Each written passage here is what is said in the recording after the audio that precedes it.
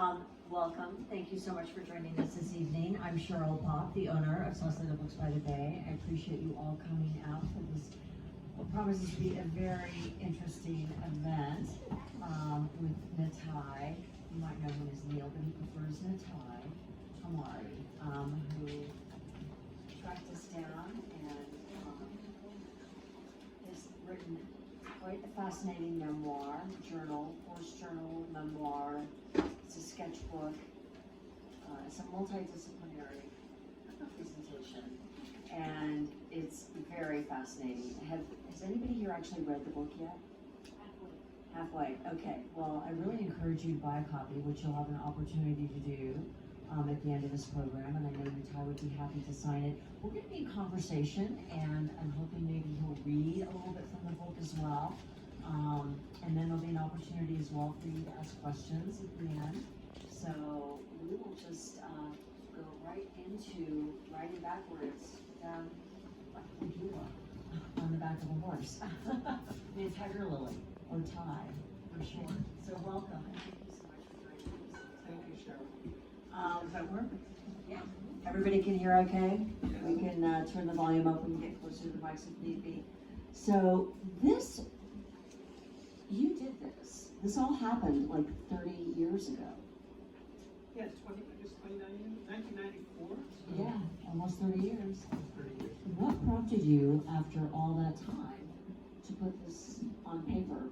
Well, Some of it was on paper, the sketches you had. yeah, it was. I had a And journal. you had journals. I had this one big black sketchbook that was the journal, and I'm surprised I still had it after 30 years because most of the stuff that I have, because I lived on boats for. After this adventure, we lived on boats for about 10, 15 years, and got a boat, fixed it up, and then moved on, and you had to have very little possessions on a boat. So I'm really shocked that this journal still exists, because a lot of things don't. But one of my sons in New York City said, "Dad, I have your horse journal. I'm going to send it to you. I can make a book out of it." That was about 5 years ago. So, you could say this whole book came from yelling at my kids. All right. Because my kids were not always getting good grades in school. And so I'd yell at them, "You've got to get A's, you've got to get B's, you got to get something." And then they said, "Dad, you're a high school dropout." So I was like, "Oh, yeah, that's right. So let me go back to college." So I started back at College of Marin, studied art and art history, got an AA degree, got a bachelor's degree at Sonoma State 2 years ago. And then I was like, well, what am I going to do now? I need to get a master's degree because I'm retired. So I have plenty of time. So I enrolled at Colorado State University in their arts leadership program. And when I got that accepted into their grad school, I was like, oh, I have to have a project. That's the journal. And so even though I didn't do anything during the whole COVID lockdown, when I started grad school, or it was coming in 2 months, I quickly transcribed everything off the journal and entered it into the computer and then composed this book. And so that's how it came to be published. But is your question, how did I actually ride this horse somewhere? Oh, we're going to talk about that. No, just what prompted you after 30 years to, put this into a book format, and you pretty much explained that it was part of yelling at your children and a school project. Yeah, So, and a lot of the, I have 6 kids, and the older ones were part of this adventure, and the 3 younger ones have only heard about it. So I thought I'd better write it before I forget it. And I have other friends since writing this book. I have a bunch of new friends who have ridden their horses all the way across America. And I'm a member now of the Long Riders Guild, which is in England, but people all over the world are invited to join when they've done a super long ride. I was really hoping that there would be a horse here this evening, but Natai said he couldn't provide that, but he would bring in the saddle and a blanket, which I love. I've never been a huge equestrian, but I love horses, and they're one of my favorite creatures. Anyway, Natai has had a very interesting life. He is wives and many children. He is a father and a grandfather. He had a grandfather who raised horses. We weren't really around them or rode them until this. I never knew. This decade. Well, like, I knew that my grandfather in Finland was on a big ranch with 1,000 hectares, so that's 2,500 acres, raising horses. And then his two brothers fell through the ice and drowned. He was the last person with that name, which I think was Pele. And they said, you can no longer ride horses because it's too dangerous. You'll die, and then who will carry on the family name? So my grandpa ran away at the age of 16, changed his name to Hammery, my last name, which means sledgehammer, and got on a ship to Canada. And then he ended up in Minnesota. My father was born there. They farmed with the 4-horse team, their farm in Minnesota, and then eventually sold the farm and became iron miners. And then in World War II, my dad came out after Europe. He came out here on the way to invade Japan, and then he went to. Japan surrendered.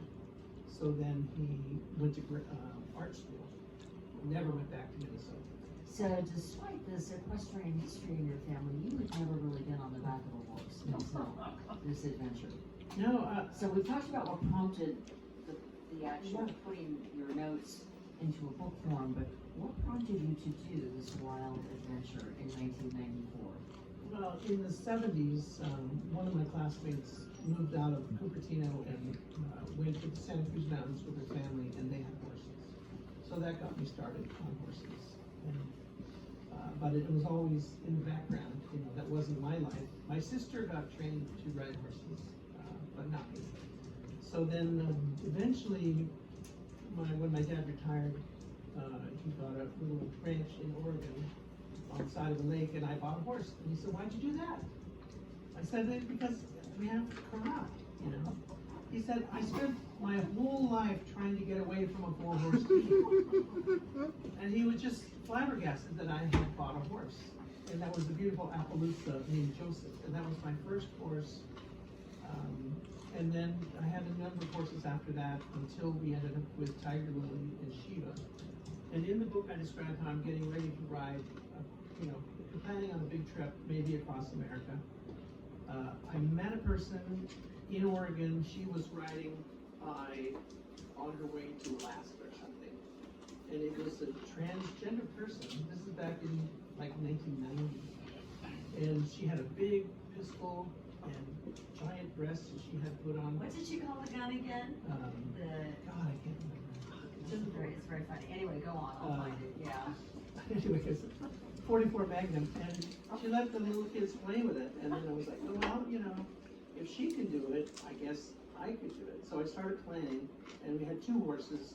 One was the pack horse, but eventually through like almost near-death accidents on the highway with logging trucks, I realized 1 horse is enough problems for anybody. So the woman you're talking about, a 44 Magnum Black Hawk revolver, she called it the medicine of last resort for man or beast. That's right. So anyway, so you were getting interested in horses and had some interest in maybe doing a long distance ride, but to go over 1,000 miles from the Pacific coast, from California basically to the Continental Divide, which, in case you don't know, I've actually been there, is in New Mexico. Right. That's a undertaking. So, was this just a moment of insanity, or? Yeah, I think so.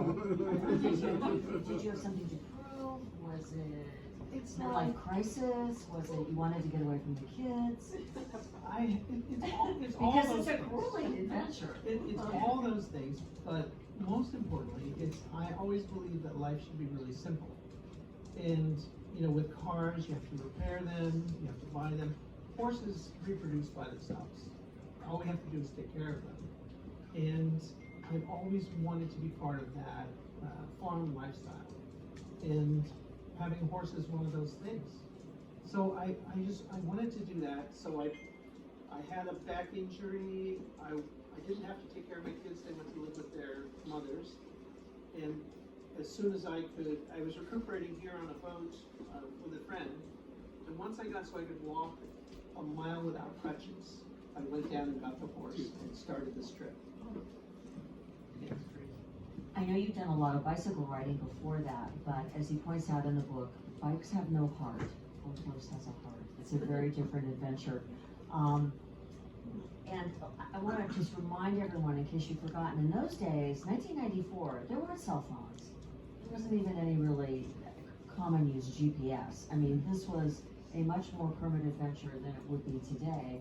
And I love the fact that Natai made a conscious decision not to do photography, not to take a camera. Not that we had phones with cameras in those days, but not even his Nikon or whatever.